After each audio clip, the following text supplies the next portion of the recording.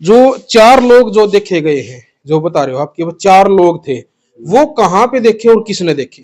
ये गांव के जो कटेसरा और गुडान रोड है, उसके बाद में हमें पता चला। वो जिस तरह वारदात की सूचना मिलके एक धर्मपाल है सन ऑफ ईश्वर सिंह का, वो हमारे पास आया ऊपर जब तक ये कार्रवाई चल रही थी। उसने आके बताया भाई 4 बंदे हमारे घर पे घुसने की कोशिश करी उसी रात को।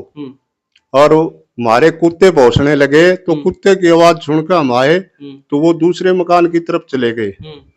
तो मैं उस मकान पे भी, वो फौजी का मकान है, धर्मपाल ढाका का, उसका लड़का फौज से रिटायर है, तो वो भी उठा है, उसको भी उठाया है। उसने अपने मकान से करीब 1.5 किला है, उसने रात को बैटरी मार के देखी। उसने बताया भी 4 बंदे मैंने दिखे, वो पुली पड़ी थी, वो पुली की आड़ लेके छुप गए। अच्छा। हाँ, फिर जो है ना, वो दूसरा फौजी था वो भी मिला मेरे को, पुलिस वाले डॉग स्क्वाड था, उनको भी मिला। सारा एरिया की तलाशी की रही थी, छानबीन। तो वो हमने देखा, तो उनकी जो चोर थे, उनकी एक छोटी बैटरी भी मिली है हमने, जो छोटी चोरी करते समय वो यूज करते। कहाँ पे मिली वो रास्ते में जिधर भागे थे ना, अच्छा अच्छा, उधर रास्ते में एक काली बैटरी मिली थी। अच्छा अच्छा।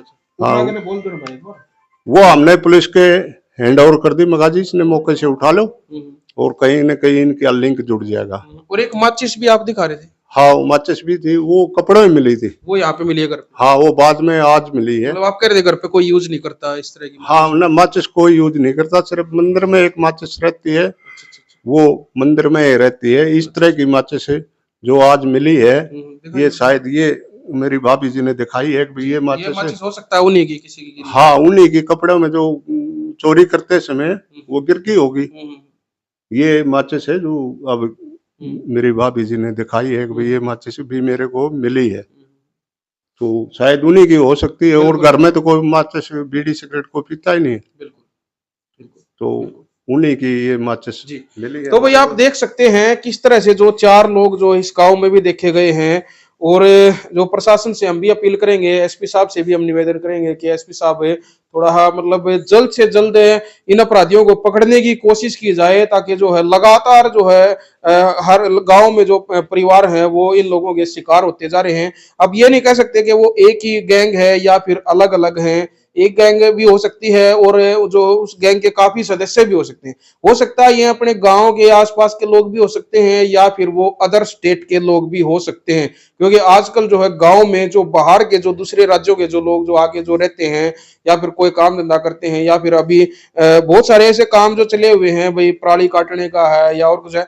हम किसी के ऊपर कोई नहीं कह रहे कि भाई कोई चोर है, सब चोर नहीं होते, लेकिन जो हो सकता है, कहने का मतलब यह है कि हो सकता है, होने को कुछ भी हो सकता है, गांव के भी हो सकते हैं, आसपास के भी हो सकते हैं, और अदर स्टेट के भी हो सकते हैं। लेकिन प्रशासन का जो दायित्व बनता है वो थोड़ा चौकन्ना होकर और जल्दी से जल्दी इस तरह की जो कार्रवाई जो हुई है, इस तरह के अपराधियों के ऊपर जल्द से जल्द शिकंजा कसा जाना बहुत ही जरूरी है। जी सर। इसका सर गांव में पूरा रोष है, इस वारदात को लेकर गांव में पूरा रोष है, और गांव के लोग डरे हुए और सहमे हुए हैं। बिल्कुल बिल्कुल, क्योंकि ये वारदात किसी के साथ भी हो सकती है। ये तो गनीमत रही भाई, यहाँ पर किसी को चोट वगैरह नहीं मारी भाई, ये उठे नहीं, इसलिए, नहीं तो उठ जाते तो वो और भी बड़ी वारदात को अंजाम दे सकते थे। और एक तरीका एक और भी हो रहा है सर, जैसे पहले मान ले कोई चोरी वगैरह होती थी तो चोरी का एक अलग तरीका होता है, ये तो एक डकैती होगी, परिवार को एक कमरे में बंद कर दिया और फिर आराम से पूरे घर की तलाशी लेना, ये तो डकैती होगी। बिल्कुल बिल्कुल, लोग सहमे हुए हैं, आज सारा गांव के लोग आगे।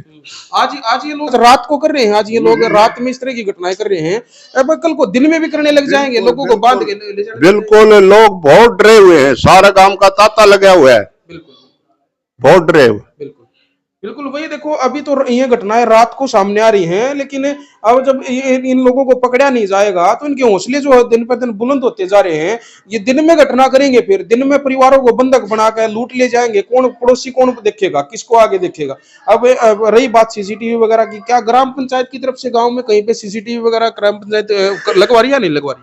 भाई प्रशासन को सरपंच ने लिख के तो दिया था, या भारत संकल्प विकास यात्रा थी, उसमें लिखा गया था कि भाई पहले भी अपने लेवल पे कभी गांव के मुख्य मुख्य चौकों पर मुख्य मुख्य जगह पर सीसीटीवी कैमरे गवर्नमेंट की तरफ से लगाए जाए, जिस तरह नगर पालिका में है लगा रखे हैं, कलानौर लगा तो रखे हैं, वर्किंग तो वो भी नहीं कर रहे, पर उनकी आगे निगरानी भी रखी जाए तो उसका फायदा है। चौकीदार वगैरह गांव में चौकीदार रहते हैं रात को? ना कोई चौकीदार नहीं चौकीदार भी नहीं है। भाई ये देखो, सरपंचों का दायित्व बनता है, पंचायतों का दायित्व बनता है कि गांव में चौकीदार आप लोग जो है वो जरूर छोड़े, और पूरी रात जो है चौकीदार की जो है ड्यूटी लगनी चाहिए, क्योंकि सर्दी का मौसम आ गया है। अब लोग हैं भाई अपने काम धंधे करके अपने जो है घरों में वो सो जाते हैं, लेकिन चौकीदार का ये फर्ज बनता है। फिर सरपंच बनाए किस लिए जाते हैं, पंचायत किस लिए चुनी जाती है गांव में? वो इसीलिए चुनी जाती है ताकि वो गांव की इस तरह की समस्याओं की देखरेख की जाए।